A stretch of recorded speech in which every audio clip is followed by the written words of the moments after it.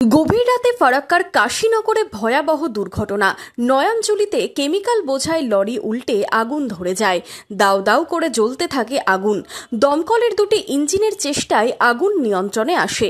জানা গেছে সোমবার গভীর রাতে ফারাক্কার কাশীনগরে 12 নম্বর জাতীয় সড়কের পাশে দাঁড়িয়েছিল কেমিক্যাল বোঝাই লরি। গাড়িতেই ঘুমোচ্ছিলেন চালক। সেই সময় জঙ্গিপুরের দিক থেকে মালদাগামী অপর একটি লরি দাঁড়িয়ে থাকা লরিতে ধাক্কা মারে। কেমিক্যাল বোঝাই লরিটি রাস্তার পাশে নয়াঞ্জলিতে উল্টে গেলে তাতে আগুন ধরে যায়। গাড়িতেই অগ্নিদগ্ধ হন চালক। খবর পেয়ে ঘটনাস্থলে পৌঁছয় পুলিশ ও দমকলের দুটি ইঞ্জিন।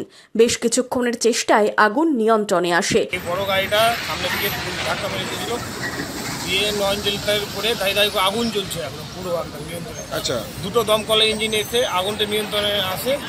ঘটনাস্থলে ফারাক্কা থানা পুলিশ এসে নিয়ন্ত্রণে নিয়ে আসে। গাড়িটা যাচ্ছিল জঙ্গিপুর থেকে মালদার দিকে যাচ্ছিল।